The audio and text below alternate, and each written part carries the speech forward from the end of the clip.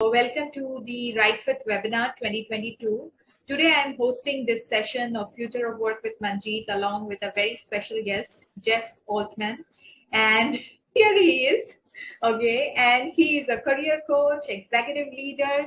He has 40 years of experience, which, it's kind of awesome. And that's why we have him here today, because we are going to talk about career advancement, how to upskill employees, and how it can benefit employers. So I think who could be better person than Jeff himself. So I welcome you, Jeff. The stage is all yours. Please introduce yourself to us and our viewers. Thank you. And I'll start off by saying, as you know, folks, my name is Jeff Altman, and I'm a former executive recruiter. I worked in search for what felt like 100 years because every time you work on a search assignment, there's just a load of pressure involved. So I did that for a long time, filled more than 1,200 full-time positions, plus consulting assignments. And about 5-6 years ago, I transitioned into what I consider career coaching. The general definition of that is, most people would define a career coach as someone who handles a transition. Instead, what I do is help people with job search, career transition, hiring more effectively, management, leadership, and dealing with workplace issues. I also host JobSearchTV.com on YouTube and Amazon, the #1 podcast and Apple podcast for job search called No BS Job Search Advice Radio, which has been nicknamed the OG in the job search space with more than 11 years and almost 2,400 episodes. And I also do a live stream on LinkedIn, Facebook, and YouTube on Tuesdays and Fridays at 1 p.m. Eastern called Career Coach Office Hours. I'm a busy guy. Yes, of course you are. And right after this one, you are having another episode, right? At 1 Yes, o'clock? I do a live stream at 1 p.m. Eastern. Okay, great. So I think, people can tune in for that as well. So here we are today, and we are not going to waste more of your time. And let's jump into the topic. Like, why you think, what is upskilling or reskilling, if you say? So to me, upskilling is the process of improving someone's skills within their current profession.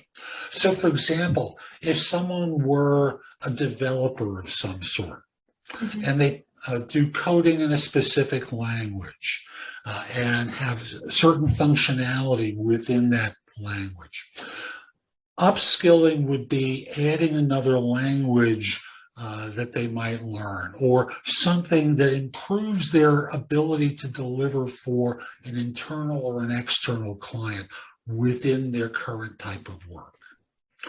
Reskilling would be taking their background and saying, they're working on accounting applications, and maybe they might like to be an accountant. So it's taking someone in a different direction versus upskilling, which is improving them within their existing one. Okay. So they both are completely different, basically. Here you are upskilling, you are doing to improve, and reskilling, you are completely going to teach somebody, seeing their potential, right? That they could be fit into this area. It could be good for them. So based on that, you're saying. Or their background is completely obsolete. Okay. Absolutely worthless. So there was a time many years ago where peace broke out in the world. I'm going back quite a few years, and there were a lot of people who were doing coding in the defense industry using a programming language called ADA, ADA. Okay. And no one needed this anymore, and people needed to be retrained, reskilled into something completely different. So, again, improvement within an existing field, what's transferable, or we need to retrain something to do someone completely different so they're workable. Okay. Yeah, I understand. And I think it applies to a lot of positions, but I believe at least military background veterans, they have worked in different segment or areas or skills they have while they are in the Yes. government duty, and when they come out and they want to learn something new, yeah, that's a great idea. And I think so many people are now doing them, help by placing them to better positions. Specifically for veterans, they have job portals where you can apply and you can get jobs. So reskilling would be very good thing for them, Very true. right? Very true. Okay. Yes. So whereas upskilling, what you would like to tell about upskilling? Because after the pandemic, things have changed. Earlier the tools, technologies we were using, now it could be you need, I mean, before 2 years, the way recruiter used to work and now the way they used to work, I mean, they are working, it is completely different, right? So what do you say about that upskilling part? So let's start off with the premise that there's labor shortages currently. And thus the idea is, what can you do to differentiate your firm and attract and retain talent? Okay. Now, people hire someone for an existing role. We need someone with this background to do this particular job. Makes perfect sense. But who wants to do that same job for 20 years? You just imagine doing that same thing day in and day out for 5 years, let alone 20 years. So the idea is, what can you do to improve them to satisfy a business need, whether that is for the internal organization or to satisfy external clients. Now, if a firm is in consulting, it's very easy because you can justify it, because you can train someone in another discipline and they can become billable pretty quickly. They might work as part of a team where they're not necessarily the lead on the assignment. They're a member of staff so they can get some experience using the training that they've received. And the more experience that they get working under someone's direction who can guide them, once they've been trained, of course, the more likely they are to feel excited about it. So I look at myself as an example. I was doing search for many years, and one day I decided maybe I'd like to be a therapist in private practice. So I paid for graduate school, met my wife there, so I put that on hold, but I was able to take some of the skills I learned in my training for my master's program and apply it to my work in search. I became that much more effective. I took other versions of training that allowed me to become that much more effective. And for so many individuals, they wind up in jobs that feel like a dead end to them. And their mind starts to turn to mush, and they have enough. And the result winds up being staff turnover becomes the problem, because the next firm is going to promise them all sorts of things. Oh, that's terrible. Oh, it's awful. We wouldn't do anything like that to you. Yes. We look out for our people. Not always true, quite obviously, but the goal is to keep people interested and active and their minds going so that they want to stay. They're not susceptible to being recruited by all those evil other firms that are trying to poach your people. So it's an inexpensive cost by comparison to the cost of losing someone and then hiring someone or training someone else that you hire, which is far more expensive. Yes, it is. Actually, according to the data, so any average positions you're filling, like admin positions, it costs a company $4,100. So, $4,100, oh my God, you are saving at least by retaining that employee, right? So it is kind of very, very important. And what do you think, Jeff? Why employee would do employee like upskilling or reskilling? I mean, according to you. Well, from their standpoint, it shows that a firm cares about them. You know, Okay. that's number one. And that's the more immediate thing. I'm going to learn something new. They like me. They want me to Okay. know this stuff. There's an Okay. opportunity. And I must also say on a further thing from their standpoint is, this is going to improve my marketability. Oh, yes. So, when there's a downturn in the market, it's more likely I can get hired adding these additional skills, assuming that someone isn't being trained in something that's obsolete or something ridiculous that has no marketability. But, from an employee's perspective, they love it. They Okay. think management cares about them and wants them to learn and grow and get ahead. And that makes them feel good and more committed to the organization. It's kind of like, in a personal relationship, when someone says, I love you. Good example. I know that's never happened to you, but Oh my goodness. I'm being Interesting. playful. But Okay. when someone says, I love you, you care. It matters. And Okay. that's the manifestation from an employee's perspective that a company cares about them and that they matter and they're not just some disposable commodity to that Okay. firm. Okay. So you are saying it can improve employee engagement as well, right? And it will definitely improve employee retention as well because they will feel more connected. They will like the work culture. They will like people care about us. So it will, okay. That sounds good. They love it. They learn something new. They feel appreciated and valued. They like it. It may be hard work for them to learn the new skill because not every skill is easy, quite obviously. Absolutely. But they like it. They enjoy it. The challenge for some people is what they enjoy. I have to juggle my work schedule with my school schedule. Uh-huh. Well, Yes. for me, Yes. when I went to grad school, I didn't take time off. I was still working in search, and I had long days from that. And I had books every week I had to read for one of my classes. One book a week, like a 500-page book, just for one class. And you were enjoying. I loved it. I loved Wonderful. it. Wonderful. It That's was a lot of amazing. pressure, Yes.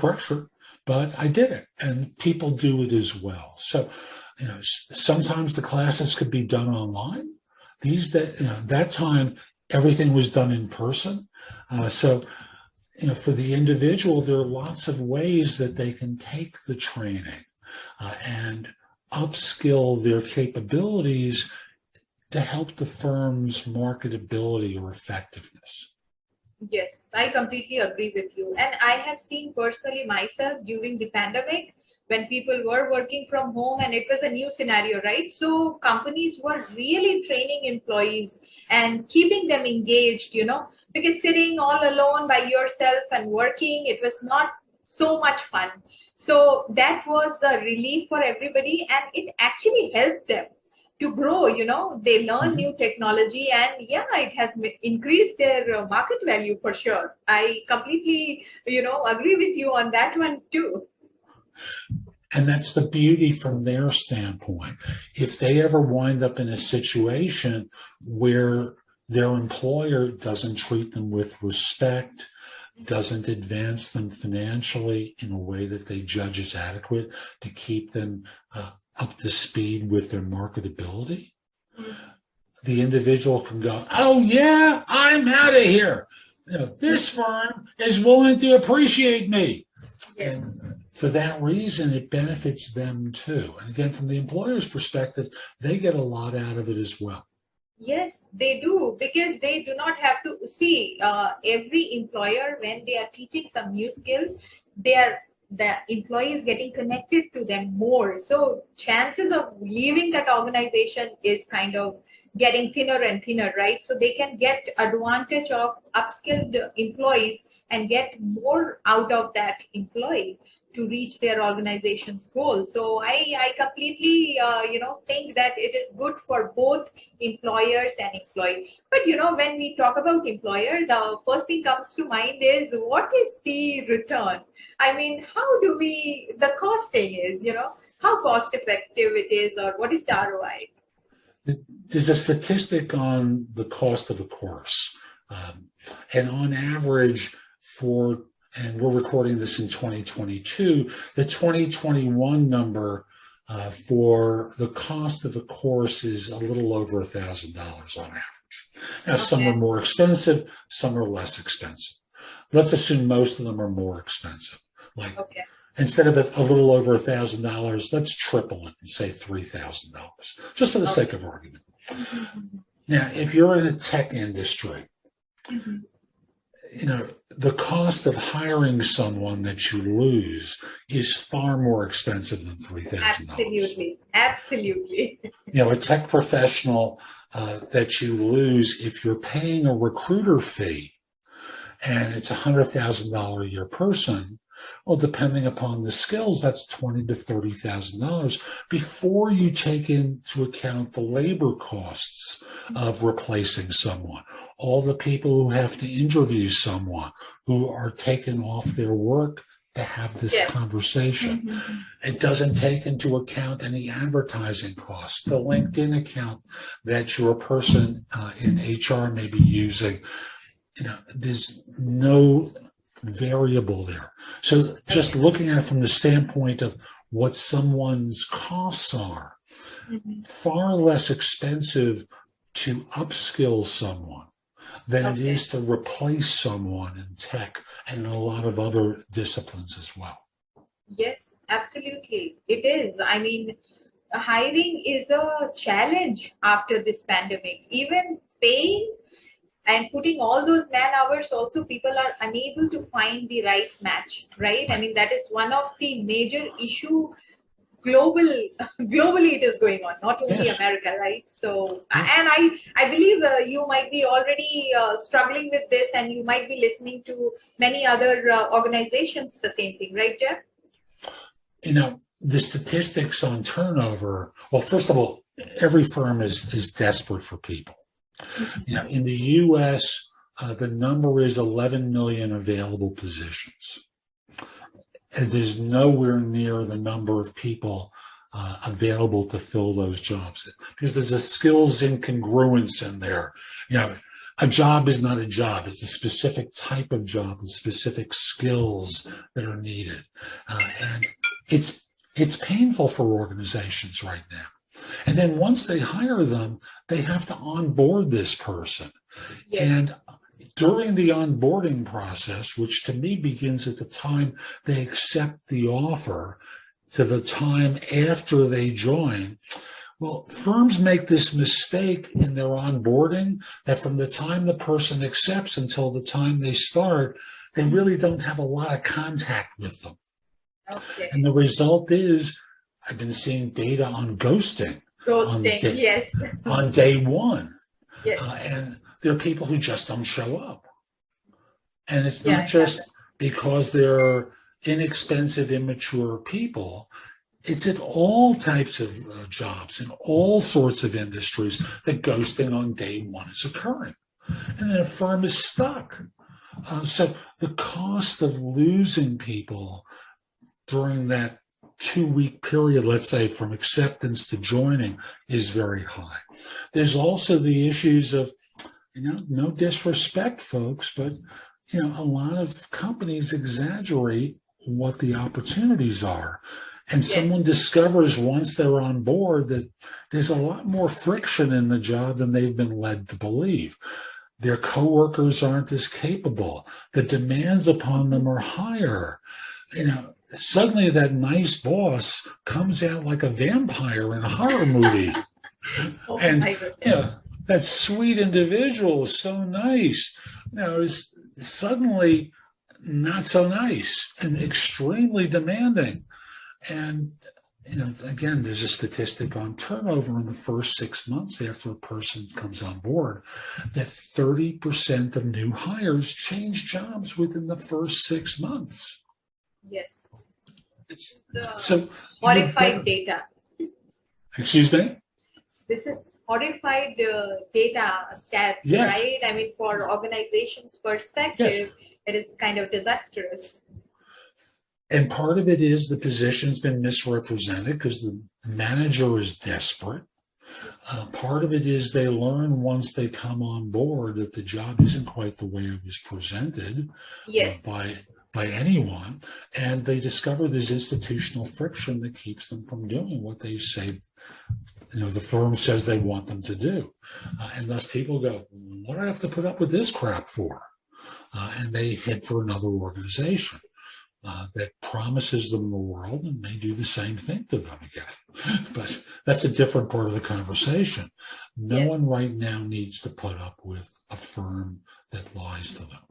Yes, people are not able to tolerate anything, after they have seen COVID-19. People have become different. Now they take everything seriously, and they take and, personally, and they feel whether they like to do what they want to do, or is it something they are, forced to do. So people are taking it into consideration in that way. And that is why all such hiring challenges are growing up, and kind Yes. of brewing from the last 2 years. It has been brewing and now it is growing.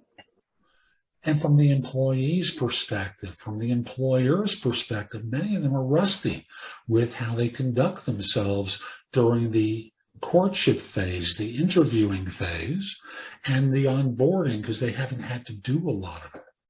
And the result winds up being so much, I keep using the phrase friction occurring, that people are leaving because they don't feel like they have to put up with it.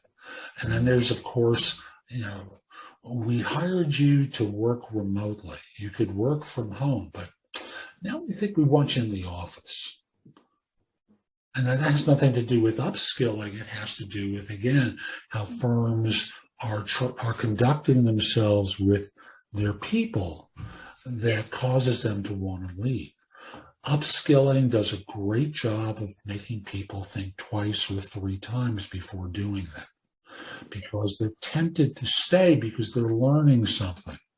And then once they learn, if the firm is smart enough to engage them in work related to what they're learning, they pick up experience that keeps them more committed. Yes, absolutely. And I think, the challenges are happening also due to, as you said, the job description. It is not that clear. I think from a recruiter's perspective, because you have been into recruiting for such a long time, right, Jeff? And when a hiring manager is telling something, so understanding the perspective of the requirement of the position, there is a gap, I feel. Because of which the job description itself, in the first step itself, there is a mismatch. And that's why, finding the right match becomes so difficult. And when the recruiters or whoever is writing the job description, they put all sort of skills in one particular job. You need a developer with everything, project management, analysis, everything. So you can't find that type of person, right? But when you really go on board and you go to work and you see, okay, they said all those things, but maybe they were just checking, what your potential is. But actually the job is not that demanding what they used to think. It is another perspective from another, segment of people who have gone through that experience as well. Right? I interview people for my YouTube channel and podcast, and I release one interview a week now, but I've done this for a lot of years. I remember talking to one of my guests who headed up HR for a hospital system in the mid-Atlantic region of the United States. And I said to her, job descriptions are 80% accurate. And she said, 80? If we're lucky. And I said to her, let me tell you how I remember job descriptions are constructed. It's Friday afternoon, and Murali comes into his manager's office and goes, do you have a minute? Sure. Yeah, I'm giving my notice. which the manager knew Wow. immediately. And I'm going to be leaving in 2 weeks. Maybe the manager tries to fight to keep him, maybe not. And, at which point he loses keeping the person on board. And now the manager calls over to HR, to his recruiting contact. He goes, "You got this job description we used to hire Morale?" "Yeah, he just gave notice. And could you see whether you could get that job description out to our recruiting resources, post it on the website, put it up on LinkedIn and any other places, and see if you can get onto my calendar on Tuesday?" No one ever updates these things. Yes, absolutely. So as a result, the job description may or may not be accurate. And when I coach people around job search, it's the first thing I tell them to do is to talk about what the job is for real Yes, that they're absolutely. interviewing for at the Yes. beginning of the interview instead of when it usually happens at the end of the interview. So it's no wonder that so many employers waste a lot of time interviewing the wrong people. Yes, I agree with you on this because of the wrong job description, right? That is one thing where you feel like so many people we have hired, we can still use the same pattern, we can still use the same template, but we need to put more and more effort to that. And that is why we I didn't speak about right fit here, but this topic is as such that I have to bring right fit's experience into this. We have this rightfit.ai tool which helps you calibrate your job, okay, curate your job. You do not have to, because it will take the burden off so that you do not copy the same job you posted years and years together. You can just go put the job title and the AI will do the rest. It will design the job description for you, and so you can post and you can share with anybody you want. So it will at least help you in putting up with the right job matching candidates, because in that way at least it will not be so much exaggerated. It will be exactly to the point what is needed and what the AI thinks for a developer what needs to be there. Only will those points will be there, not something from the hiring manager, not something from the developer, not something from the recruiter. So in that way it will be very, very accurate. This is what we can help with that as well. So coming back to upskilling again, so what future do you see for upskilling now, like as a trend, and for how long do you see this? Well, upskilling has cycles to it. And when firms are desperate for talent, upskilling has huge demands. If we hit recessionary times, firms suddenly go, "Oh my God, this is so expensive." And they become fearful and pull back on it. We're still currently in difficult times for finding and keeping talent. That could change at the drop of a hat. But for now, it becomes a useful tool so that a firm is not vulnerable to being poached, to being attacked for talent by search firms and by competitors. And the more a firm does to retain people, the fewer jobs they then have to fill. Yes. There are times where you'll still need to go outside your organization for people, but upskilling becomes a marketing tool for a firm that allows them to stand out by comparison to their competitors. We will train you in this. When I started in recruiting back in the Stone Ages, when dinosaurs roamed the earth, we would talk about how a firm would teach the candidates something and give them a chance to work on it. Doesn't happen very often anymore. And thus upskilling becomes a differentiator for organizations in the quest to find great talent. So for now, when there's lots of shortages, do it.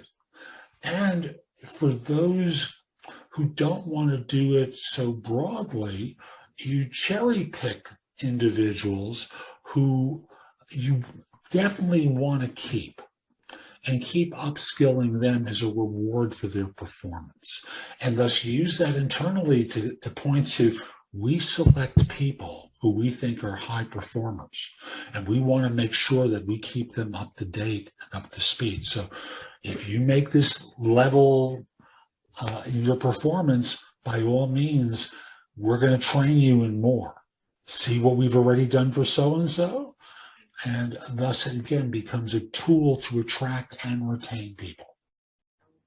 So that will be the answer to our today's topic, basically how employers will attract talent and retain them, right? So, I mean, we are talking about employer branding. Earlier, employees used to brand themselves so that employers pick them, but now the thing have changed, and now employer needs to do this branding, right? I mean, they need to brand themselves. Okay, we can do this for you. We can do this for you. So please join us, right? Very true. And for firms that I've coached before, one of my favorite things to recommend is creating video and getting that video onto YouTube, talking about what it's like to work in that organization. You can have the person in talent acquisition interviewing a manager, a person on staff, a senior individual about working in a particular group, the kind of hiring that they're doing, and put that on YouTube, share it on LinkedIn and Facebook, and suddenly people discover it. And one of the things that's a differentiator is, and we train a lot of people. Mike, could you tell them about the training you've received since coming to work here? Oh, wow. And then suddenly Mike is talking about, all the great training they've received, and that helps the firm stand out.